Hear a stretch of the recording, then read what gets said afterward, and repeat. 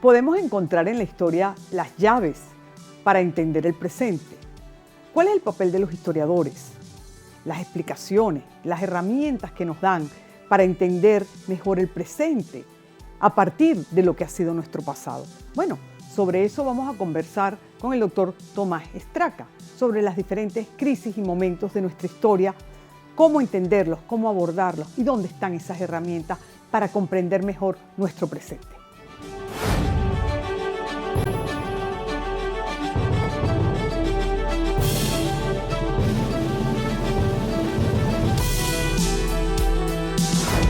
Tomás, es un placer tenerte como siempre en tu casa, que es Vale. Gracias, gracias. Recientemente repetimos un programa que habíamos hecho contigo hace unos meses. Y ese programa tuvo muy buena acogida, nuevamente. Y la gente comenzó a pedir otro programa y a decir, ¿por qué no tenemos otra conversación disponible para el momento actual con el profesor Estraca? Yo le dije, por supuesto.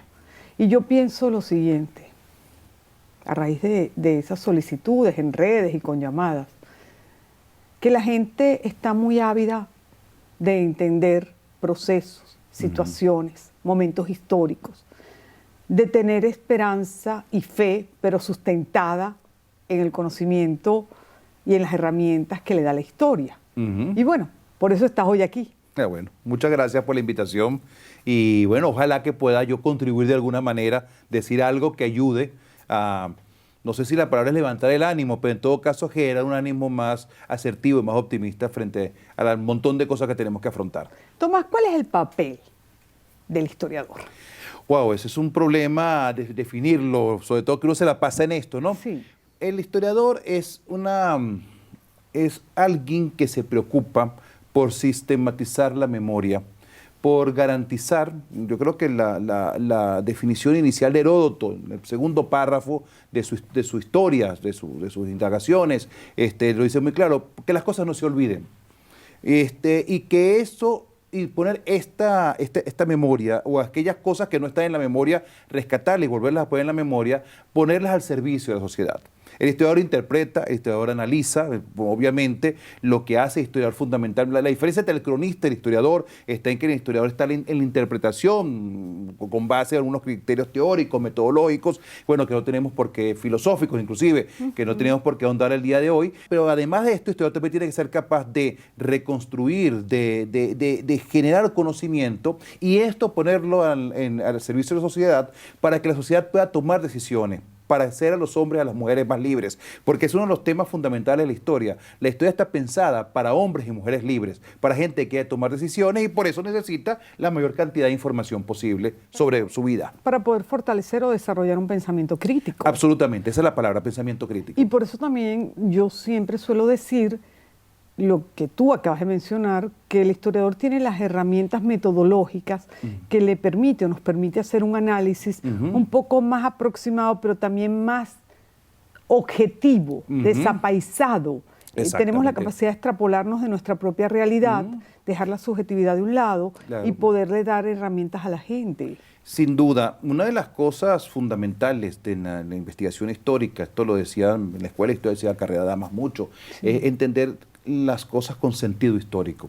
¿Y qué significa sentido histórico? Significa esa aspiración a la mayor objetividad e imparcialidad posibles, tanto como uno puede hacerlo. Claro, somos seres humanos. Somos seres humanos y tenemos estas limitantes de las que estamos conscientes y de las que estamos inconscientes, que son puede ser mucho mayores. Pero en todo caso, ¿qué es el sentido histórico? Es entender las cosas no de acuerdo a como yo las entendiese, a como yo las viviera, o a como podía percibirlo un hombre de principios del siglo, de la tercera década del siglo XXI, sino como lo puede percibir un hombre o una mujer del siglo XVIII, del siglo XVII, como lo puede percibir un cartaginés, un hitita, qué sé yo. Esto no solamente ayuda como ejercicio para pensamiento crítico, como ejercicio de pensamiento y para generar empatía, con respecto a lo que pasó en el pasado, porque coetáneamente, sincrónicamente, hay personas que viven no solo en distintos momentos históricos, sino que viven bajo condiciones y criterios que pueden ser muy distintos a los de uno. Totalmente. Y si uno quiere dialogar con ellos y comprenderlos, tiene que emplear eso. ¿Cómo lo pensaría, cómo lo interpretaría ese otro que no soy yo? Y esa es una capacidad de ponernos en el lugar del otro que solemos tener. Exactamente. ¿Sí? Que es lo que yo digo, desapaisar, de sacar nuestras propias pasiones del momento y analizar. Y la historia. ¿Para qué nos sirve la historia? Sirve para varias cosas, ¿no?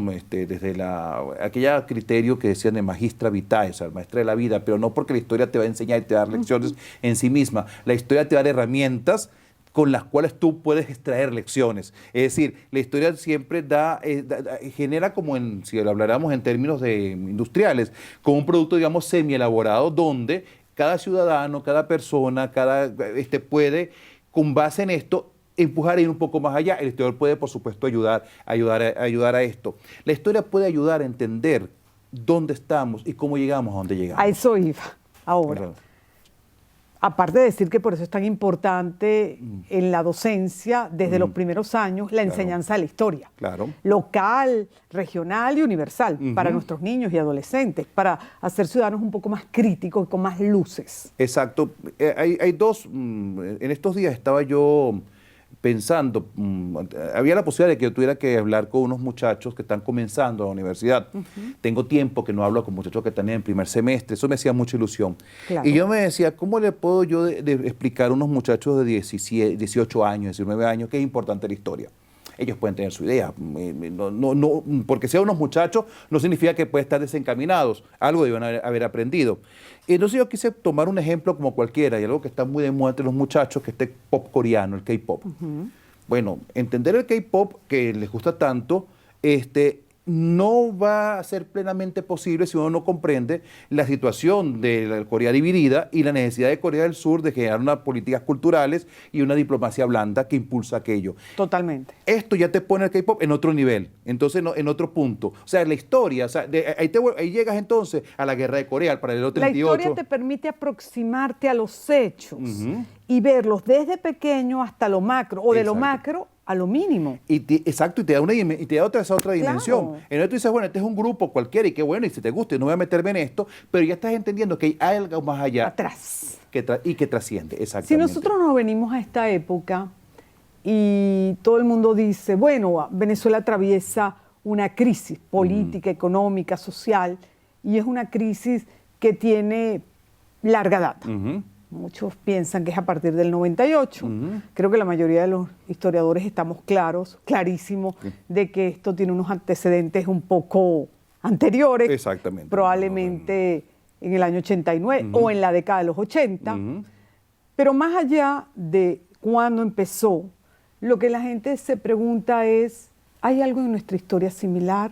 ¿Tenemos herramientas para entender esto y para entender si el país podría, como en otros momentos, transitar adecuadamente una época como esta y además tener las herramientas para fortalecer nuevamente la institucionalidad del país?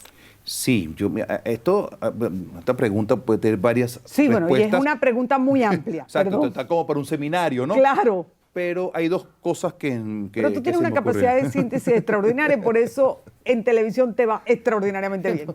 Bueno, la primera cosa, vamos a tratar de hacer honor al piropo. La primera cosa es que solamente teniendo un conocimiento meridiano de la historia contemporánea de Venezuela podemos saber qué es lo que está en crisis.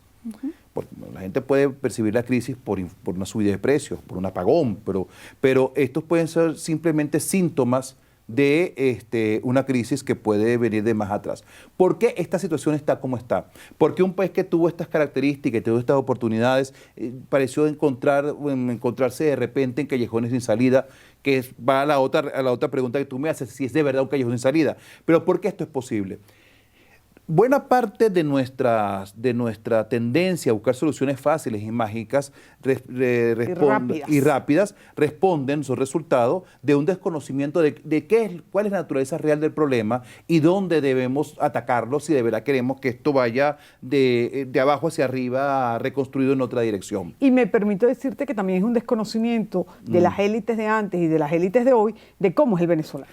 Por supuesto, las élites tienen una responsabilidad mucho mucho mayor porque pues, la condición de élites. La condición de élite te da algunas ventajas, pero también te da algunas responsabilidades. Como decía las constituciones sinodales de 1688, si usted nació en aquel mundo, ¿no? Si usted nació y usted tiene propiedades y tiene sirvientes y tal, Dios no es que los premió nada más para eso, Dios lo que está dando es oportunidades para que usted haga más bien.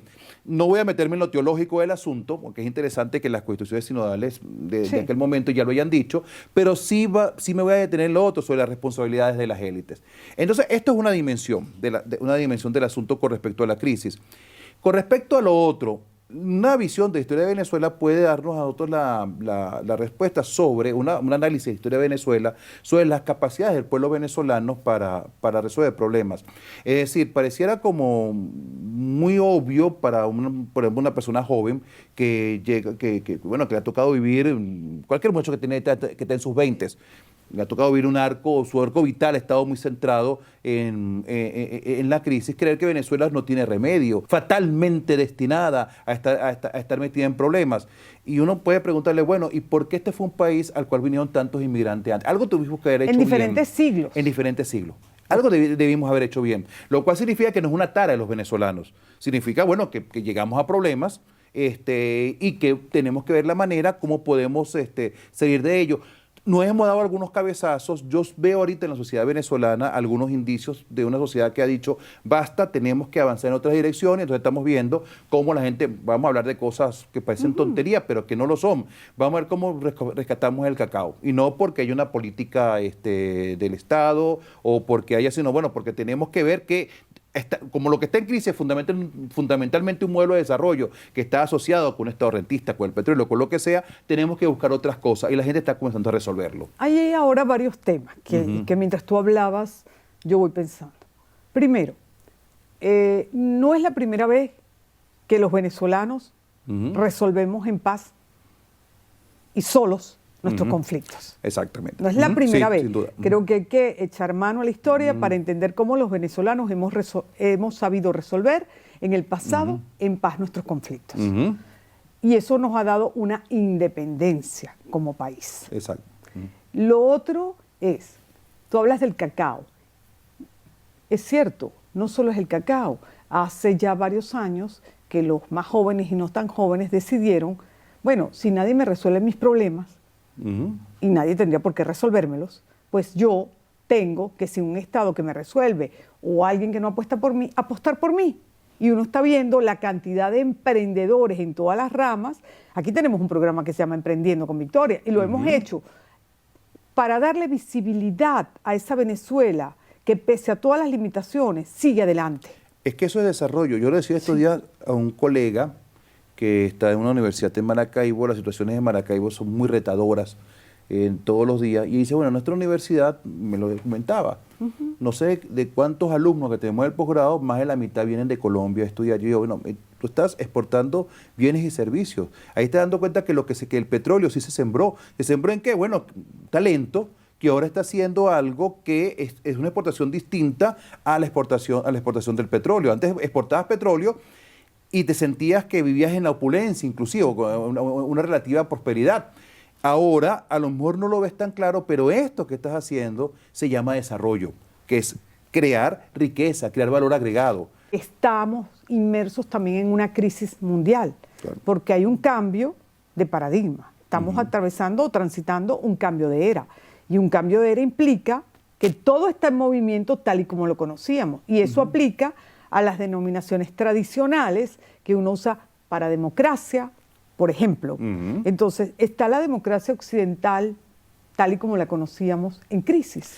Pareciera serlo por lo que uno ve en todos los resultados electorales de Europa y por lo que uno ve del nivel de crisis política en Estados Unidos, que no es todavía una crisis institucional y que yo espero que no lo sea. Pero los niveles de polarización entre el Partido Republicano y Demócrata hubiesen sido perfectamente imposibles de pensar en la época. ¿Te acordarás, María Eugenia, que uno decía un poco el chiste que en Estados Unidos un solo partido, el demócrata republicano, y o sea, con alguno que otro extremista, pero esto era más o menos en la mitad, y ahora uno vemos estos niveles de polarización. Y esos niveles de polarización, ¿qué significan? Que hay que la sociedad ve de manera diametral, o en todo, si no diametral, por lo menos tajantemente distinta, muchas cosas poniéndose en el polo donde los acuerdos son cada vez menores. Eso es un reto tremendo de la democracia, porque la democracia funciona sobre la base no solo de las mayorías, sino una mayoría de las que se llega por consenso. La diferencia entre la democracia y un autoritarismo mayoritario, una especie de caudillismo, el cesarismo democrático, decía Laureano Vallerillas Lanz, no es que la mayoría puede una aplanadora, sino que es una mayoría la que se llega por el consenso, por la deliberación. Sí, está en crisis en todo el mundo. Las sociedades, sobre todo las sociedades contemporáneas, tienden justamente a lo que acabas de mencionar, que es la polarización. Y eso también los lleva a la simplificación de los mensajes o del mensaje, a la superficialidad del análisis, y al final todo retroalimenta esa polarización. Es lo que estamos viendo aquí y en muchos otros países. Pero eso también me lleva a pensar, cuando mencionas la crisis de los partidos políticos, lo estamos viendo en Francia, lo estamos viendo en Estados Unidos, pero nosotros lo vivimos en la época de los 80 y de los 90.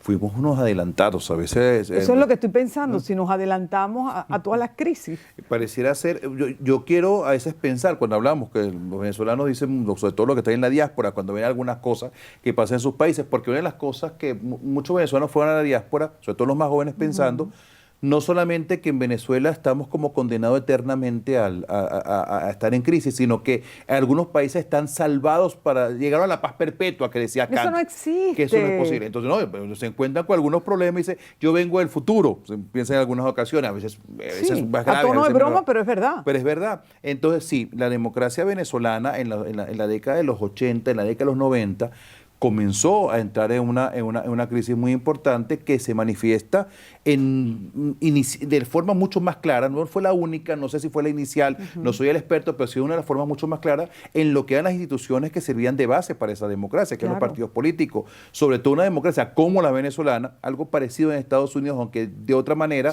donde el partido tiene tanto protagonista. Pues claro, eso es como que si tú dices, bueno, yo tengo una empresa, tengo un restaurante, y este restaurante está en crisis, ¿y qué es de todo lo que puede estar en crisis de restaurante? Tú puedes tener muchas razones de crisis, pero si lo que está en crisis son los cocineros y tu capacidad de agenciar, de manejar ese restaurante, bueno, eso va a quebrar, porque puede haber otra crisis. Si de repente entran menos clientes por la razón que sea, tú con buenos cocineros y con buena gerencia puedes inventar algo para por lo menos sobrevivir. Si el asunto es los proveedores que no son de la misma calidad, puedes hacer otras recetas, pero si el asunto es que los que manejan el restaurante no lo saben manejar o de alguna razón no se pueden poner de acuerdo, ahí sí ese restaurante no tiene más perspectivas.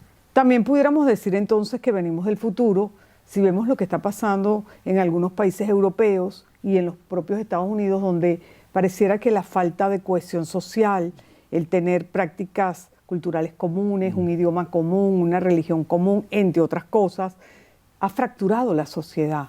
Y nosotros, pese a todas las situaciones y pese a lo que hablábamos anteriormente, que era los polos y los extremos, somos una sociedad bastante cohesionada en cuanto a las prácticas culturales, prácticas religiosas, religión, idioma, y eso es lo que nos ha mantenido todavía, pese a las dificultades, como un país tranquilo y en paz, la cohesión interna. No quiero decir que no haya problemas, porque cuando uno habla de estas cosas, siempre sale algún crítico, alguien a decir, normalizadores de una crisis. No, estamos hablando de lo positivo que mantiene nuestra sociedad. José Gregorio o la Madre Carmen, y lo que va a provocar y ha provocado el que se vayan a canonizar los dos primeros santos venezolanos, es un ejemplo tangible de esto que te estoy diciendo. Sí, estamos hablando no estamos negando que hay una situación que puede ser crítica o en todo caso complicada. Estamos hablando de los recursos con los que contamos. Sí. Y uno de esos recursos es que sí, hay polarización, hemos tenido niveles mucho más altos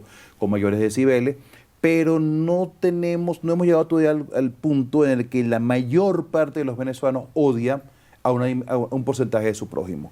Esa diferencia insalvable, irremediable, creo que no existe como cosa común o como cosa tendencial en Venezuela. Y esa es una oportunidad.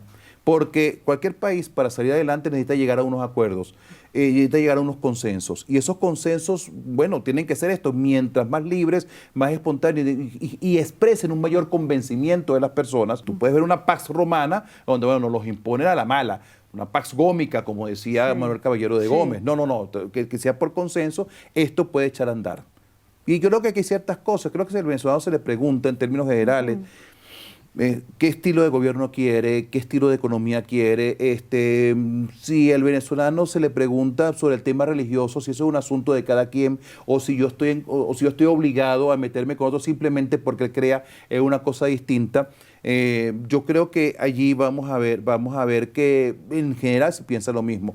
José Gregorio Hernández, que acabas de nombrar, tiene una cosa maravillosa que dijo el cardenal Porras en estos días, que ese es un santo para todo el mundo, no solamente para los creyentes, sino un ciudadano ejemplar, es un científico ejemplar, es un médico ejemplar, es un venezolano ejemplar. Puedes que a lo mejor por razones de fe no le quieras prender una vela, no le quieras rezar, bueno, eso queda de cada quien. Yo creo que todo el mundo, independiente, hasta los que no profesan ninguna fe le prenden una vela. Exacto, pero yo he visto, todavía estoy hablando de una persona de la comunidad hebrea y estaba muy orgulloso de José Gregorio Hernández, como venezolano, como científico, y lo veía como una cosa maravillosa, que siendo el hebreo. Todavía hay elementos que cohesionan, y esto nos cohesiona como venezolanos. Exactamente. ¿Qué más nos cohesiona? Por ejemplo, yo te pregunto, no te estoy respondiendo, yo misma me pregunto, nos cohesiona la posibilidad de una intervención extranjera, nos cohesiona el tener la incertidumbre de qué nos va a pasar o qué nos podría pasar. Sí, habría que ver en este contexto tan delicado, geopolítico, tan volátil, cuál puede ser en última instancia la reacción de la sociedad venezolana ante un escenario u otro determinado. Creo que en este momento hay una especie de cohesión en un aspecto, que esto ha subido los niveles de incertidumbre, porque ha entrado una nueva variable de incertidumbre, y de esa incertidumbre quisiéramos tener algún tipo de respuesta lo más rápida e inmediato posible para poder avanzar. Para tener nuestra vida normal.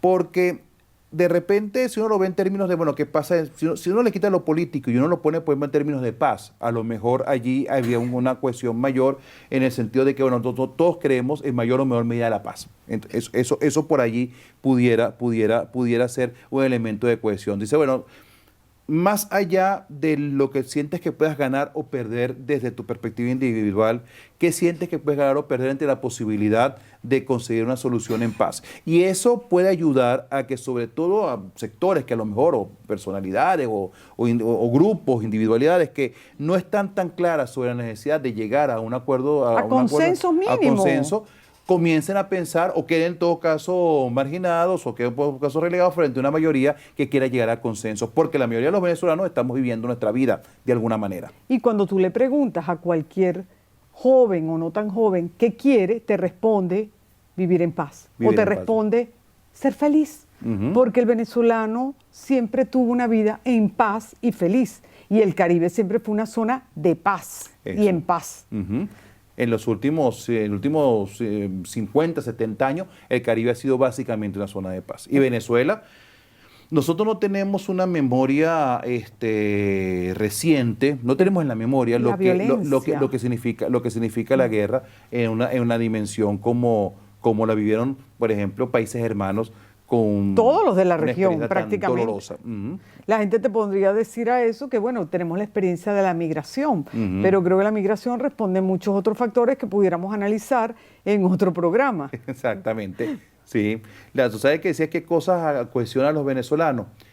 La experiencia de la diáspora, que ha sido tan variada, tan rica en cuanto sentido de que tiene muchas cosas, tan complejas, para unos más traumáticas, hay casos extraordinariamente exitosos, que también sí, son, claro, que son importantes, y casos que no lo fueron tanto.